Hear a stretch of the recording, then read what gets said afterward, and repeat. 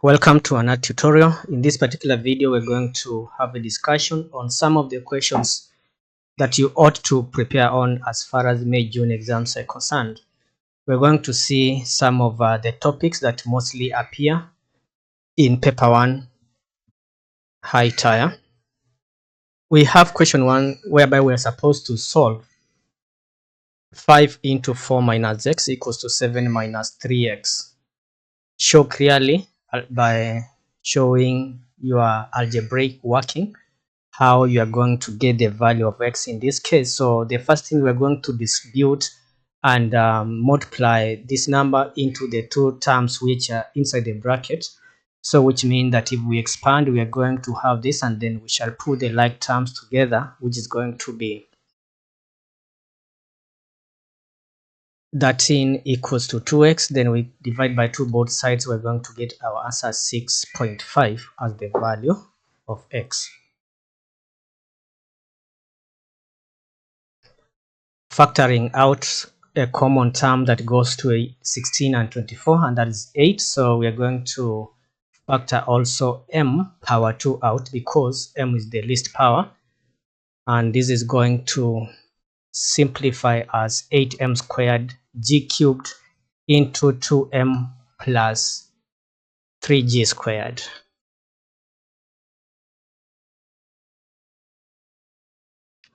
Factorize y squared minus 2y minus 48. So you can see we need to ask ourselves which are the two terms. If you multiply them, you're going to get negative 48, but if you add them, you're going to get negative 2. So the two numbers are 6 and negative 8. So we are going to express the middle term in terms of the two numbers, and this is going to become, then we are going to take y plus 6 into y minus 8, so that our final expression become y minus 8 and then y plus 6 as that. Moving to Roman 2, once you have factorized, you can be given a question whereby you are supposed to solve the equation. This is actually a quadratic equation, so which is going to be what? We are going to say this is equal to 0, and then we can say now 8 minus 8x can be, y minus 8 can be equal to 0, or y plus 6 can be equal to 0. So which means we are going to get a value of x to be what? The value of y is going to be 8, or that is the first part, or we are going to have the value of y being y equals to negative 6. Question 2, we are supposed to expand this bracket, also just the same concept, because we are going to multiply into the bracket and then put the like terms together.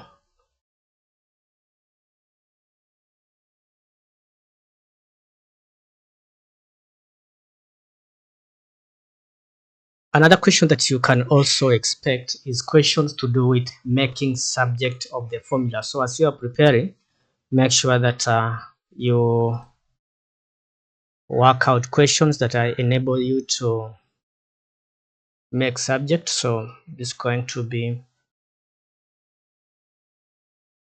we are going to rewrite this because we are making t the subject, and then we shall take d on the other side. It becomes positive, divide by a, and then finally we shall have our answer as p plus d over a being now subject. Question to do with laws of indices. You need to remind yourself that when you have two numbers of the same base, when they're multiplied, then the power is going to be added. So this is going to simplify to a raised to power m plus n. And also we are going to subtract the powers if we are having two numbers being divided, but the fact is they must be of the same base, so we shall subtract. So in that case, we're going to see how do we apply that in this particular question C. So we are going to say we shall add the powers here, and then we shall now equate to 10 w raised to power 10. But since we are having w raised to power 3 as division, then we can be able to subtract the powers in that case. So we shall say now, since the bases are the same, we can equate the powers, and this is going to be equal to 8. In question 3, you are told that a polygon has n sides, where n is greater than 5. Then when arranged in order of size, starting with the largest number, the size of the interior angles of the polygon increase are in terms of an arithmetic sequence. Here are the first 5 terms of this sequence. We are supposed to find the value of n. So first we need to remember the formula we usually use in order to find some of terms in arithmetic sequence, and that is going to be sum of n terms is going to be equal to n over 2 into 2a plus n minus 1 into d. And then in this case, we are going to state that the first term is 177, and the common difference, because this is a decreasing sequence, so we're going to say the common difference is going to be -2. So we can form this equation in terms of n, because we need to know the number of terms in that case, because that's exactly what we are finding. Then we shall combine that with the formula that is used to find sum of interior angles of a polygon, of course. So if we simplify this, we can say sum of interior angles of a polygon is 180 into n minus 2. So this part is equal, so we shall say this part here is equal to 180 n minus 2. Then we're going to put the like terms together. We shall end up having a quadratic equation, whereby if we solve that quadratic equation, we can be able to get the value of n. Now putting the like terms together and rearranging this, we are going to have 2n squared plus 4n minus 720 equals to 0. So let me move this so that we can have enough space, we can be able to write. And this is n minus 2. So if we substitute into the quadratic formula, we are going to get the value of n. Of course, we shall get two values, but you need to remember that there was a condition that was given: n must be greater than 5. And n being the number of terms, there is no way we can take a negative value or a decimal. So in this case, we are going to take the positive whole number, which is 18. The other answer is not going to be part of the solution.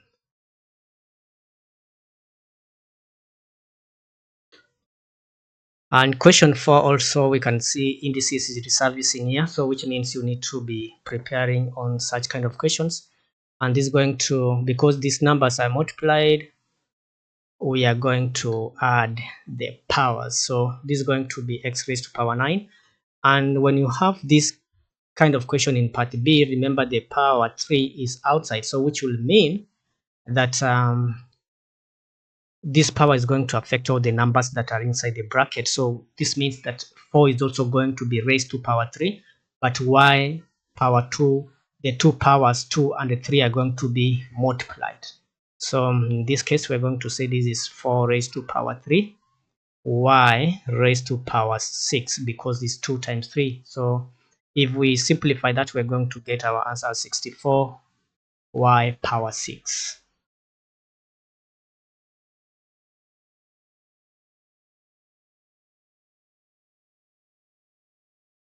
So if we factor out n, we are going to get this simplifying to n into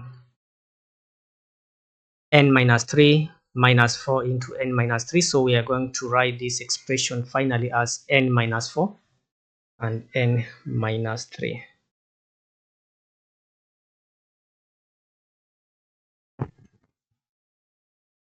Question 5, we are given a diagram,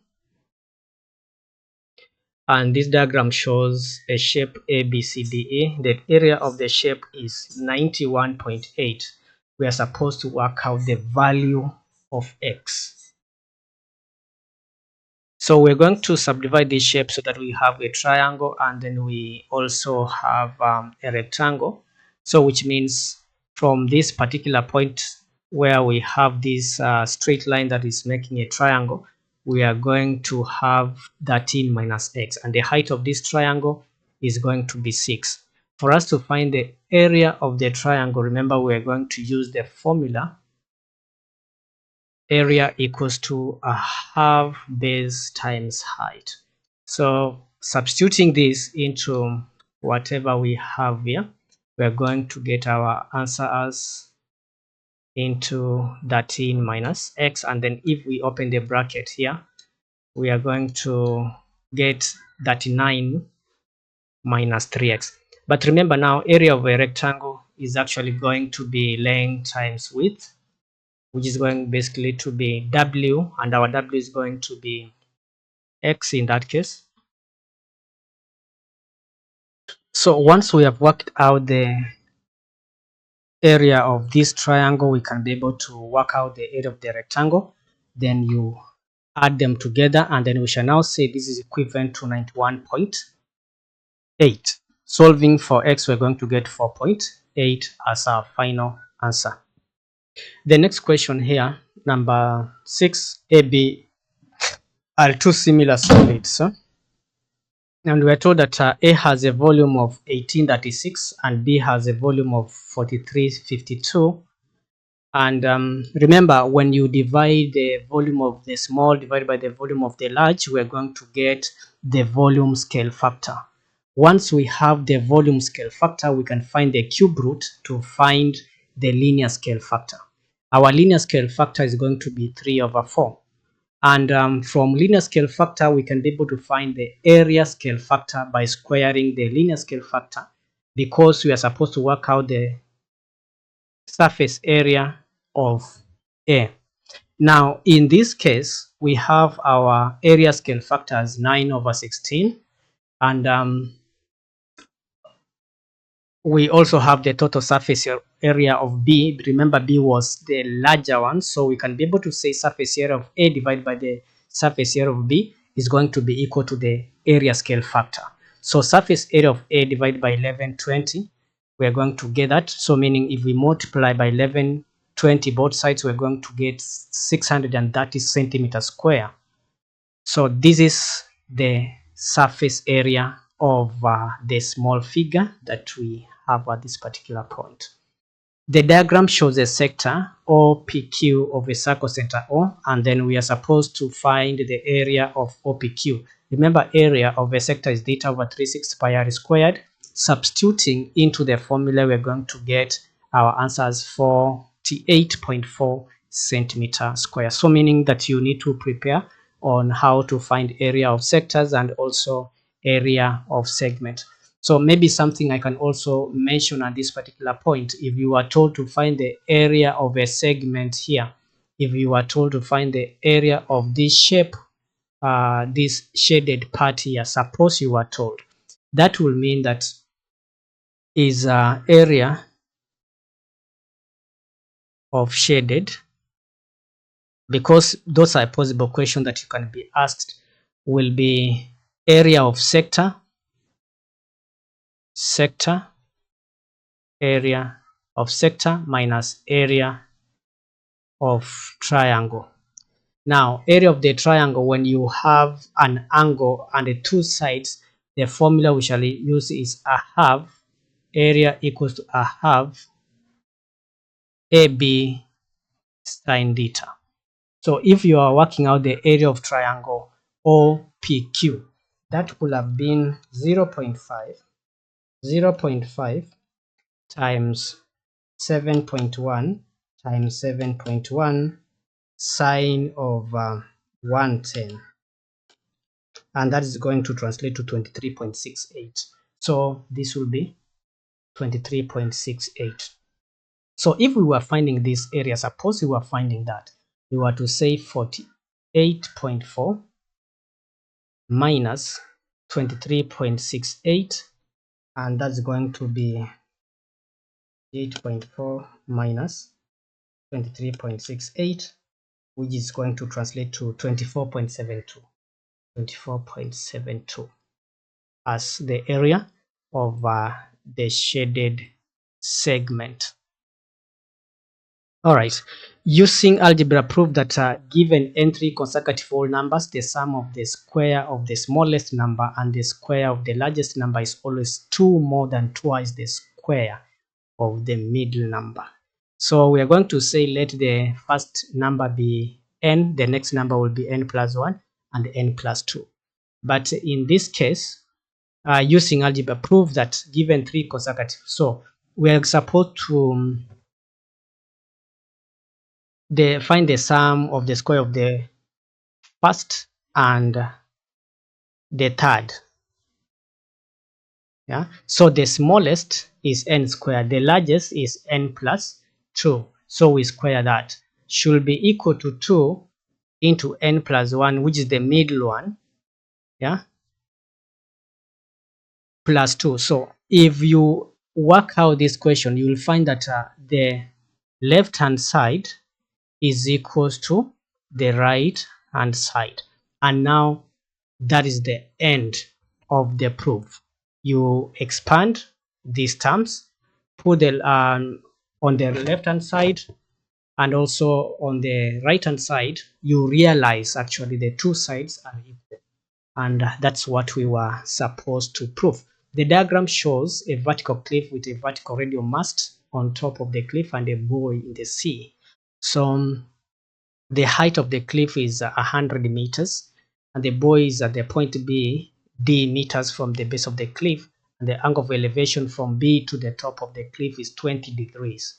So which will mean that this one here is going to enable us work out what's the distance D here.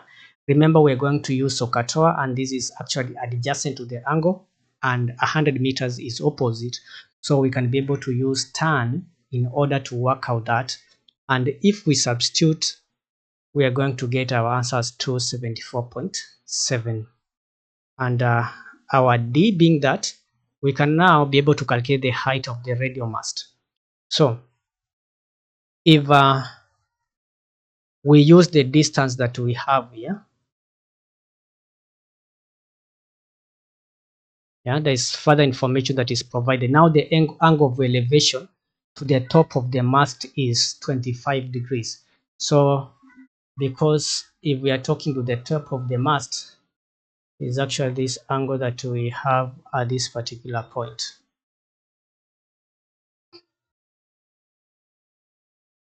(25 degrees).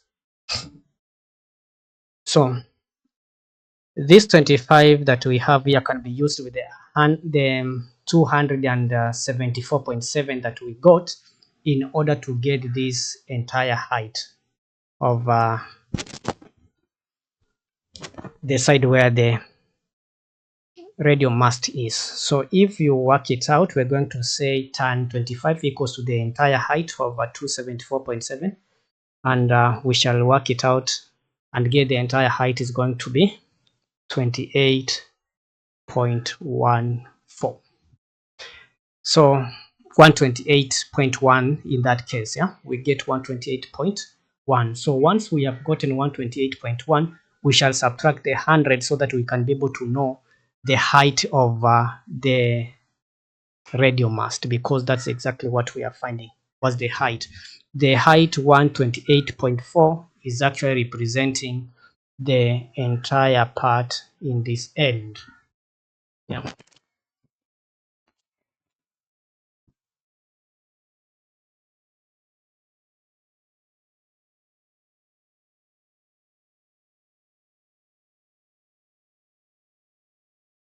In question number 10, the sum of the first n terms of an arithmetic series is 292. The second term S is 8.5.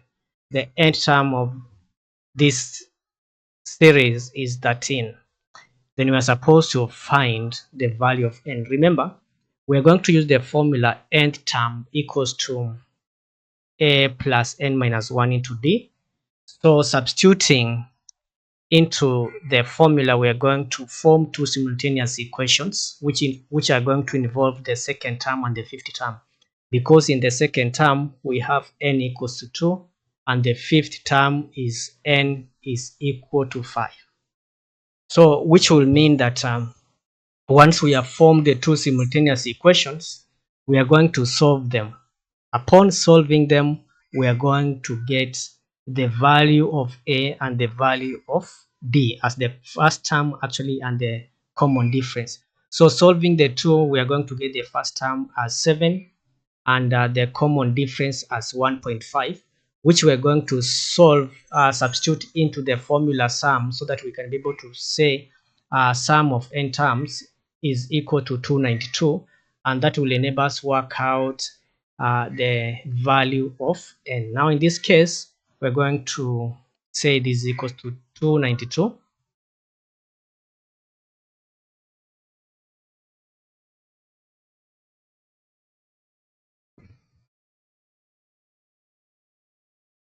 And putting the like terms together, simplifying this becomes a quadratic equation, which we can be able to use a quadratic formula in order to solve it. And working it out, we are going to get our value as, just use your calculator at that point so that we can see what we are getting at this point. Substituting, we're going to get 1444 at this particular point. Yeah, 3660.25. Then working out the square root, this is going to translate to 60.5, where we are going to get two answers, but we are going to take 16 as our answer because there's no way number of terms can be a negative or it can be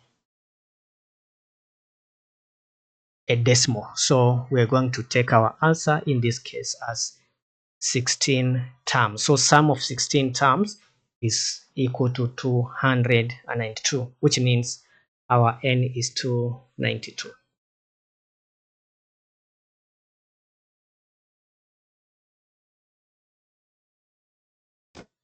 In question 11, sometimes you'll be given a question to ask you work out the upper bound and the lower bound.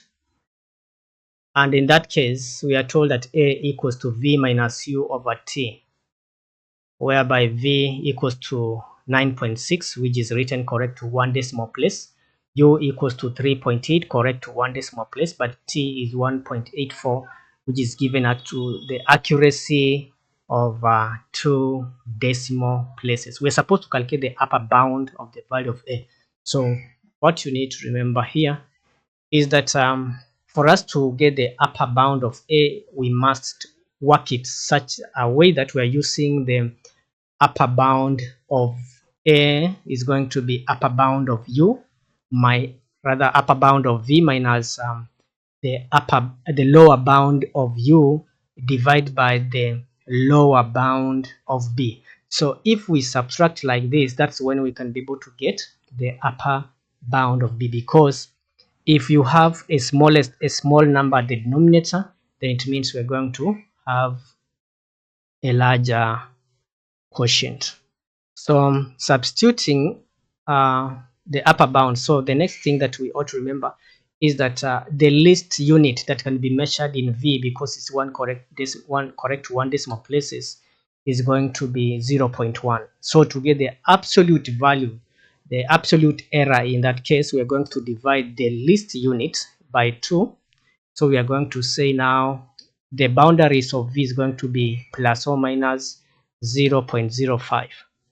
U is going to be plus or minus 0.05 because it's also correct to one decimal places. But the least unit for t is going to be 0.01. So which will mean that this is going to be 0.005 as the absolute error. So we're going to either add or subtract 0.005. So we can see now the upper bound is going to be 9.65 minus the lower bound of u, which is going to be 3.75, and the lower bound of t is going to be 1.835. So working out this, we are going to have our answer as 3.22, because we are supposed to give our answer correct to 2 decimal places.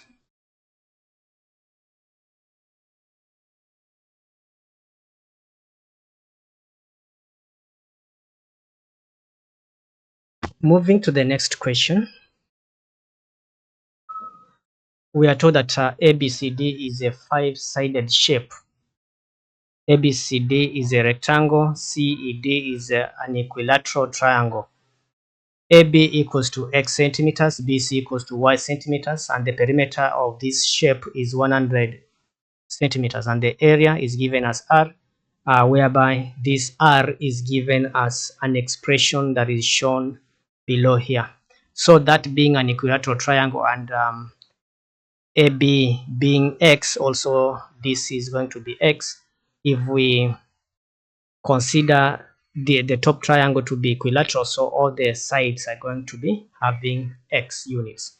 So meaning that we can be able to say the perimeter is distance all round, and remember we're going to add all the sides, and then this is going to be 3x plus 2y, which will mean that we are going to also work out the area. But for us to work out the area, we actually need to first to equate the perimeter to 100, and we shall now form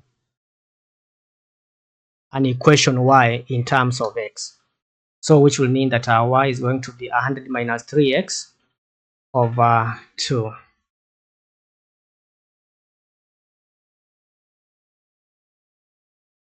So since this is an equilateral triangle, we can be able to find the height, and the height is going to be x squared minus a half x squared. Then we have to find the square root of whatever that we have on the right hand side, and that's going to be our height. So we can be able to say now area is half base times height, which is going to be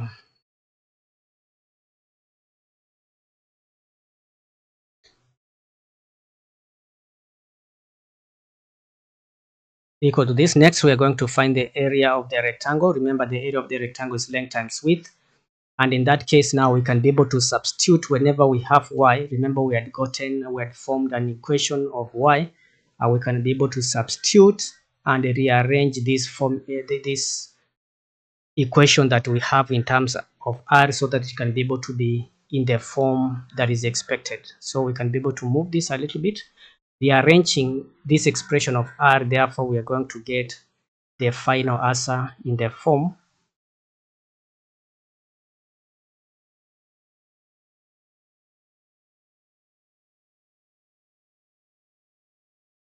so factoring 1 over 4x out, we are going to remain with this expression that was supposed to be obtained, because it was supposed to show that r is equal to that, and r is actually the area of the shape. We are supposed to find the value of x for which r has its maximum value. Remember, for r to have maximum value, we are going to find the r dx. So if we work out the r dx, we are going to get 50 minus 2 into 6 minus 3 over 4x. So remember, when you are told is a maximum point or a minimum point, is this means that the gradient function is equal to 0. So in this case, we're going to equate this particular expression that we have gotten, which is a differentiated. We are going to get it as, but we have to equate that to 0 in that case. So we're going to say now 50 minus 6 minus root 3 over 2 is equal to 0.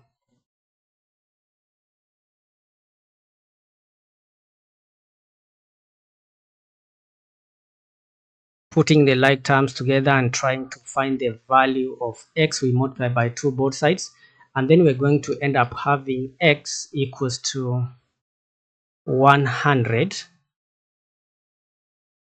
That is 6 minus root 3 into x equals to 100, whereby we're going to now divide by 6 minus root 3 x both sides. This will cancel out. Our x is equal to 100 over 6 minus root 3 as our final answer. We're supposed to explain why the maximum value of r is given by this value of x. So r is a quadratic, remember, which has a coefficient negative, so meaning that its turning point is a maximum value or a maximum point. So if you draw a graph that like that, if the coefficient of x squared is a negative, it usually means that the graph is going to open downward. So in that case, that is the maximum point, and here it opens downward, and which means at the same time, if you try to work out the second differential of this, if you find d squared r dx squared, you are going to get a negative value. If you find this less than 0, which is a negative value, it means that this is a maximum point. When you usually find a negative, it means a maximum point. But if you find d squared r over dx squared is a positive value or greater than 0, that means that's a minimum point. So this is one of the reasons why we can say we can be able to justify this. And you can see if we differentiate again that differential or gradient function we had, we shall get negative into 6 minus root 3 over 2. So this means that you can see here, since all the terms that are enclosed and there's a negative term outside, it means the entire number is a negative, and that will mean that this is also a maximum point. We also have question number 13, which is having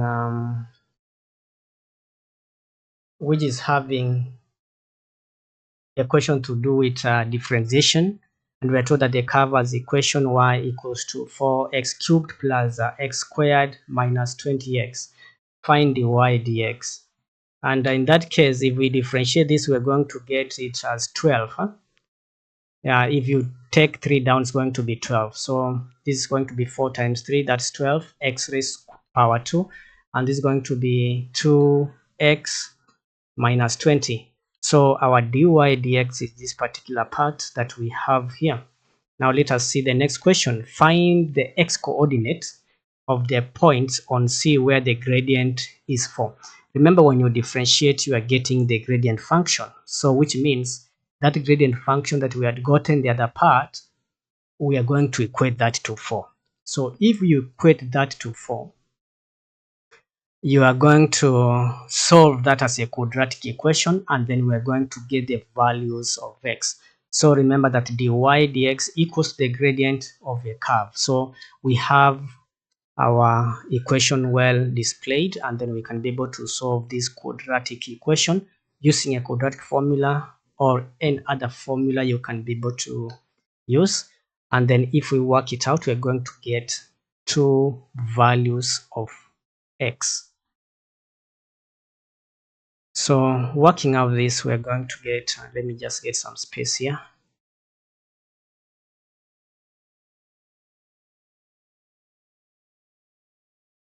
So working out this, we're going to get the first value of x as x equals to 4 over 3, and the other value of x is going to be equal to negative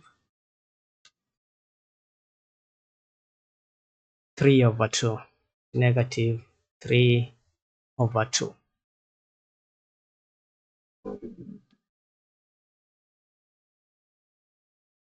All right, so these are the 2 values of x, or the x coordinates, where the gradient is actually 4.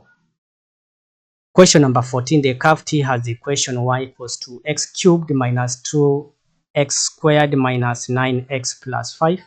and dy dx can be obtained by differentiating this. Of course, we're going to get our final answer as such, and then we're going to transfer it down here. So what you need to remember is that whenever you are differentiating, you first take the power down and you multiply it to the coefficient of x. So in that case, if we take the power down and the coefficient of x cubed is 1, so this is going to be 1 times 3. Then the power is going again to decrease by 1. You do that to every term so that you can be able to get that. Next, we are told to find the range of values of x for which t has a positive gradient. Give your values correct to 3 significant figures. Show you are working clearly. Show you are working clearly. Find the range of values for x. So we are going to first, we shall express this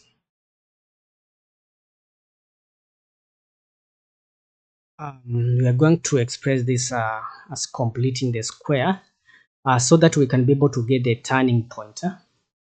So remember when we were learning about completing square method, if you factor out 3, you are going to remain with x squared minus 4 over 3x, and then now you take a half of this number that is here, divide by 2, so this is going to be 2 over 3, and close the bracket, then square minus the square of this number outside here.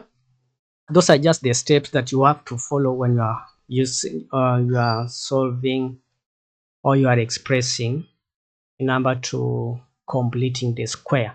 So we can now open the bracket so that we can have this as 3 into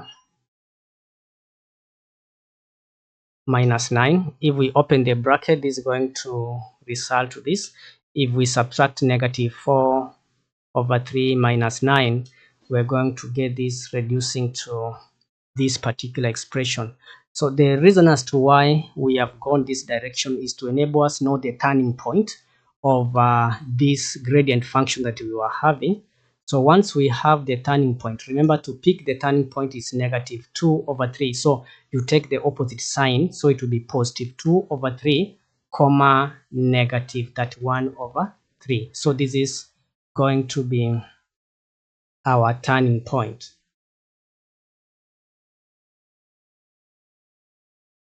So having this as our turning point,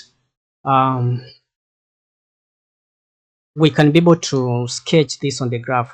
But before that, we need to know where this equation is going to cut the x-axis. So we can be able to solve the quadratic equation that we are having so that we know which are the 2 points where this equation cuts the x-axis. So since we had completed the square, we can go ahead and solve for x in that case. And we can see now we can get the 2 values of x at this point, because we can take now negative 2 over 3 on the other side. We are going to remain with x equals to that, and eventually we shall have this as the first value of x is going to be, we can use our calculator, get 2.52, or the value of x is going to be negative 1.189, rather negative 1.19. So we can be able to draw a sketch of that, how it looks, because this graph is having a positive coefficient of x squared, so it means it's going to open upwards like that. It will open upwards. So we shall have this is the equation that we have drawn here, and this is the turning point. At this point we have where it crosses the x-axis.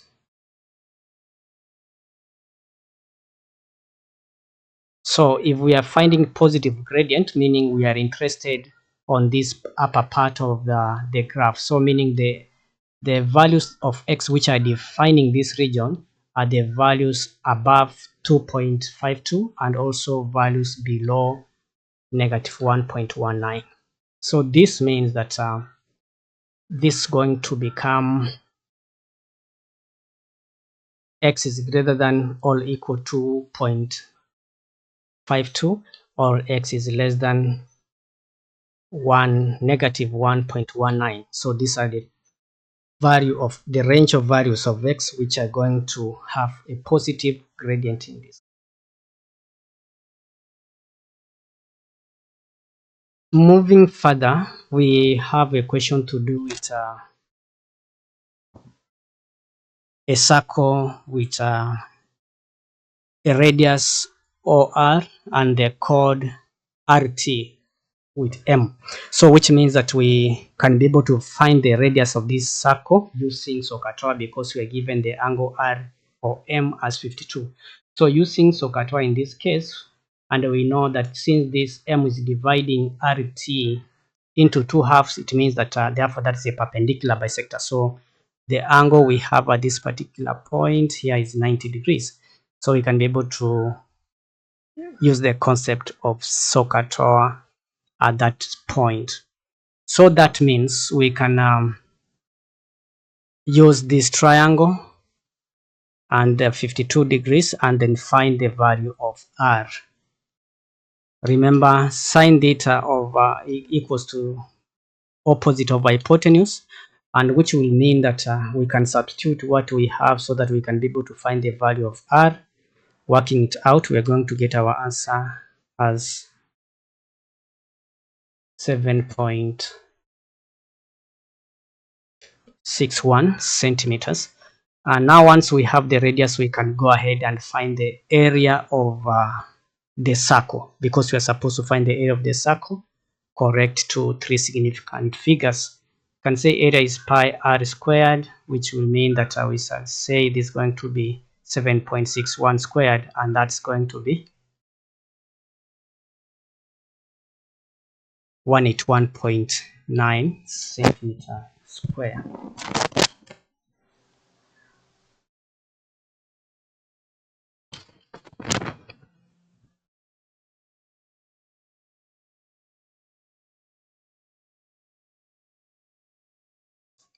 So we're told that Jethro has sat 5 tests. Each test has it was marked out of 100, and Jethro's mean mark for the 5 tests is 74. Jethro has to sit one more test that is also to be marked out of 100. Jethro wants his mean mark for all 6 tests to be at least 77. So we need to work out the least mark that Jethro needs to get for the last test. Now, at this particular point, we need to remember that total for the 5 tests is going to be obtained by the number of tests times the mean of the 5 tests. So that's going to be 74 times 5, and that's going to be 370. Total for the 6 tests must be 77 times 6, and that's going to be 462. Then to get the 6th test mark must be 462 minus 370, and that's going to translate to 92 marks. So for Jethro to get 77 as a mean score, must score 92. Express 7 plus 12x minus 3x squared in terms of a plus b into x plus c squared, where a, b, and c are integers. So this will mean that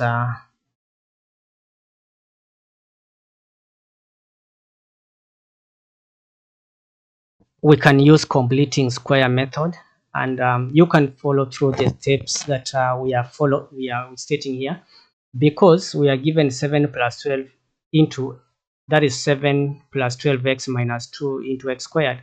So if you factor out 3, you are going to remain with x squared minus 4x, because if you open the bracket, you'll get back the expression, the original expression that you had. So but remember, you are going to take a half of negative 4 when we are completing the square. So this is going to be squared minus the square of negative 2. That's the steps we follow to solve expression using completing the square. So you must follow the steps. You need to master the steps of completing a square. So that is going to be 7 minus 3 into x minus 2 squared minus 4.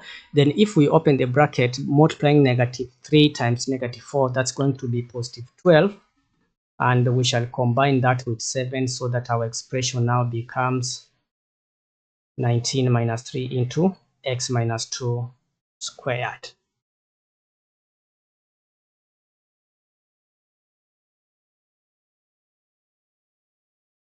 Right. So moving to the next part, C is a curve with this equation. The point A is the maximum point of C. Use the values, use the answers in A to the answer in A to write the coordinate of A. We have mentioned that whenever you have an expression or a quadratic equation expressed in this form, we can be able to pick the turning point. The x coordinate is going to be obtained from inside the bracket, but you take the opposite sign. So in this case, we're going to take positive 2 and 19.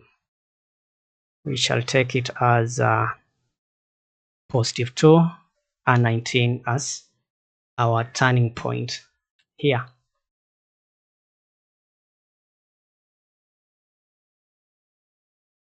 The function f and g are defined as f of x equals to 5x squared minus 10x plus 7, where x is greater than 1. X greater than 1 is actually the domain, and also g of x equals to 7x minus 6. We're supposed to find fg of 2. We're supposed to express the inverse function in the form f inverse of x. So first we need to work out this composite function fg of 2, but remember that when you are given this question, you need to start with g of 2 first. You need to find what's g of 2, because you need to substitute 2 into the function g. You get the answer.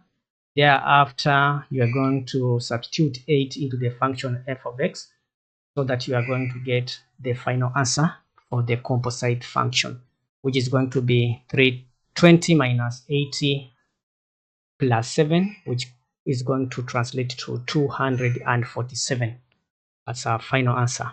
Now to express this function f of x to its inverse function, I'll want you to follow these steps, because we know once you are expressing a function to its inverse, you need to change f of x to y. So if we write that, we are going to also remember that this domain x is greater than negative or equal to negative 1.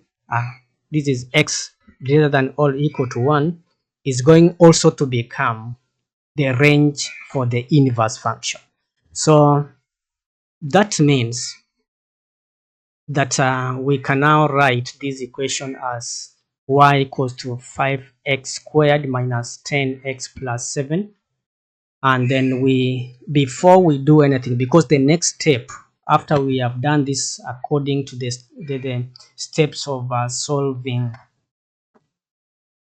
or stating the inverse functions, is to switch the values of x and y. I don't want us to go that way, but we need to do one more thing by completing the square of this, so that we're going to make our work easier as we move to the next steps. So we're going to complete the square of the right hand side. So that means that this is going to be expressed as follows, and we shall have now our y equals to 5 into x minus 1 raised to power 2 minus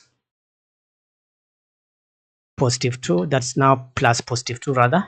Then now we can move to the next step of switching the value of x and y. So where you have x, you write y. Where you have y, you write x. So once we have this, we are going to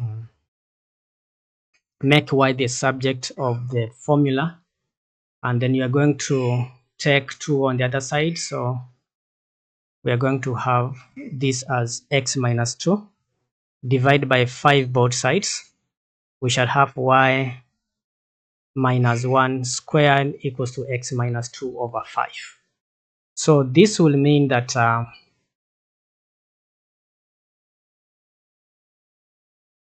we have y minus 1 equals to plus or minus x minus 2 over 5, and this is going to be equal to this equation. Now, we had said the range is going to be y is greater than 1. That's why it's important at this particular point, because inverse cannot have two signs, plus or minus.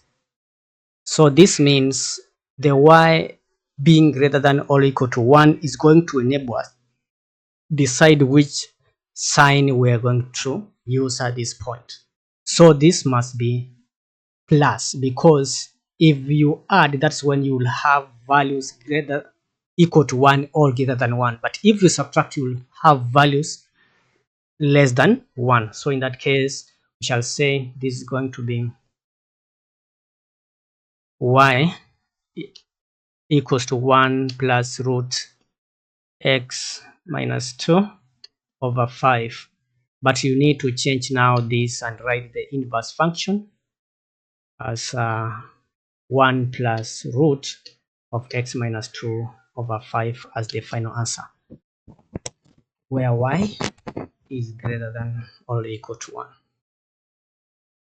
So we can be able to transfer it down here so that we can be able to move to the next value, next question. Question number 19, the diagram shows a shape, and we are told that the area of this shape is 129. We are supposed to work out the value of x. It's actually similar to one of the questions that we did before there. I'd like you to test and try to work it out and see what you are able to get. So this is going to be, if you subdivide this, you are going to get, you are going to form an equation. We shall subdivide it here like this, and then we shall find the area of this part, then find the area of the second part also, add them together and say these are equal to 129. So if we simplify, we shall get 108 plus 3x, and then we shall say now 108 plus 3x equals to 129. Putting the like terms together, dividing by 3 both sides, we're going to get a value of x being 7 centimeters. In question number 20, we are going to deal with question to do with compound interest. And under compound interest, we are told that Max invests $6,000 in a savings account for 3 years, and the account pays a compound interest at the rate of 1.5% per year for the first 2 years. The compound interest rate changes for the 3rd year, and at the end of 3 years, there is a total of 6311.16 in the account. Now, we are going to start this question by working out the amount that accumulated in the first 2 years and using the rate, which is 1.5% per year. Then once we have the answer to that, we shall use it as the principal for the next year, because this amount was compounded for 3 years. So we'll work out the first year, we get the total amount, and then we use the amount for the 2 years to get the amount accumulated for the 3rd year. So this will mean that we are going to say amount is given by the formula P is equal to amount is equals to P into 1 plus R over 100 raised to power n, where n is the number of years, P is the principal, and R is going to be the rate. So which means that we are going to use our principal as the starting amount, which is $6,000, and then we shall substitute into the formula the rate 1.5 raised to power 2. Working out this, we are going to get our answer as let's work it out, 6181.4. Then now we are going to use this amount that we have obtained as the principal for the next 1 year, but the rate we shall say that's R, because that's what we are finding, and our n is 1 in that case. So if we divide both sides by 6181.4, we are going to get this as 1.5 raised to power 2 1 plus r over 100 equals to 1 point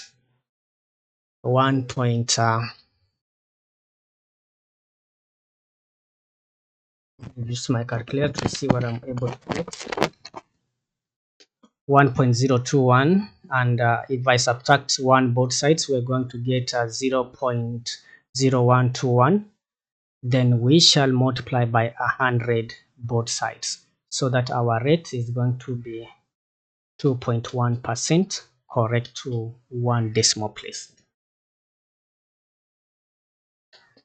There are 16 sweets in a bowl. 4 of the sweets are blackcurrant. We have 5 of the sweets are lemon. 7 of the sweets are orange. Anna, Ravi, and Sam each take at random 1 sweet from the bowl. We're supposed to work out the probability that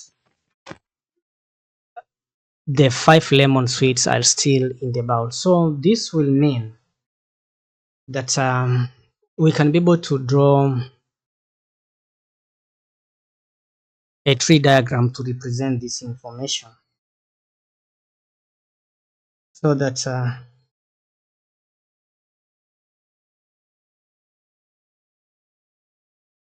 we know when Rabbi,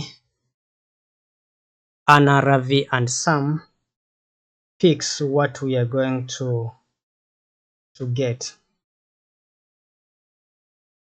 So assuming that Anna picks blackcurrant and orange, we are going to have 4 over 16 and 7 over 16 in that case. If Anna has picked blackcurrant and Ravi picks, so meaning the blackcurrant will be reduced by 1, so we shall have 3 over 15. So we shall complete our tree diagram as shown here, so that we can be able to work out also for some in this case. So the tree diagram will actually look like this. Now for us to find the probability, remember we are not going to consider the lemons, because the lemons are not going to be picked. For them to remain 5, none of the 3 people, Sam, Anna, and Ravi, is going to pick a lemon. So we are going just to find probability of BBO, probability of BOB, probability of BOO, probability of BOBB, and then we shall work it till the end of probability of orange, orange, orange, so that once we find all those, we are going now to add the individual probabilities, which is going to give us now the final answer. Let me write this so that we can be able to see the final mark and what's the final answer we are going to get at this particular point.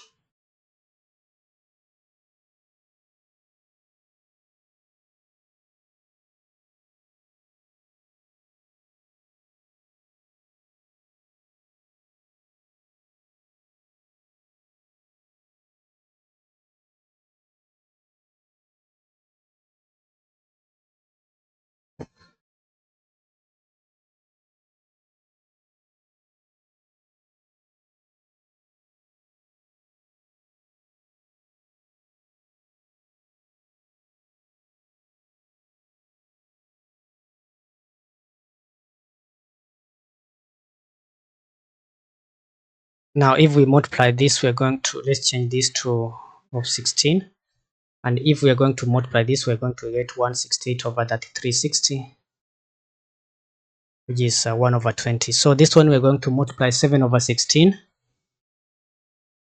times 6 over 15 times 5 over 14. So, and we work it out, we're going to get also 210 over 3360, which is translating to 1 over 16. So adding all these probabilities that we have at this particular point, we can ideally now get the answer that we expected to get. So we can say probability 5 lemons is going to be adding all this. Of course, we're going to count those which are 1 over 4. So these are going to be 1 over 140, 1 over 4 are 3 over 40, 1 over 20 are how many? So there's going to be 3 of them, and also plus 1 over 16. If you work it out, we are going to get our answer as let's work it out. We add this, we are going to get our answer as 33 over 112 as the probability that 5 lemons will be remaining. The last question is a question to do with drawing Algebraic curve or frequency cumulative curves. And remember, for you to draw these cumulative frequency curves, you need to find the cumulative frequency. And the cumulative frequency here is actually going to be the first term, which is 7, plus 10, which is 17, plus 15, which is going to be 32, plus 32 is going to be 64, plus 16, that's going to be 80. Then we are going to draw that on the graph. Remember, now we're going to use the upper class limits up to 7. This one's up to 17. Then this one we need to move up to 64, and then we plot for all the values till the end. Then once you've plotted all the points, you need to join the curve smoothly till the end at that point. So these are the points where we have plotted. Now, once you have plotted this, there are questions that are usually asked. You can be told to work out the median. How do you find the median from an Algebraic curve? For you to find the median, you need to go and check the total cumulative frequency. And in this case, the total cumulative frequency here is 80. So having 80 divided by 2, we are going to get 40. So you are going to move along 40 and check where the curve is going to, that line is going to meet the curve, and then we go down, we read the value that is down here, and if we read it clearly, we're going to see this is actually 33. So the median is going to be 33. Another question you can be asked tentatively here is the interquartile range, and the interquartile range in this case is going to be the upper quartile minus the lower quartile, which is going to be upper quartile is going to be obtained and lower quartile is going to be obtained. So lower quartile will be 80 times a quarter, which is going to give us 20. Then you move across where you have 20 and where we meet the Algebraic curve, we go down, we are going to read the value as 23. Now to find the upper quartile is 3 over 4 times 80, which is going to translate to 60. And then we go here and we move down up to this particular point down here, and we read the value that we have here, which is 38. So meaning for us to find the interquartile range, that's going to be 38 minus 33, and that's going to translate 38 minus 23 is going to translate to 15 as our final answer. We've come to the end of this practice paper. Consider subscribing so that anytime we're going to upload future tutorials, you'll be notified. See you in the next video.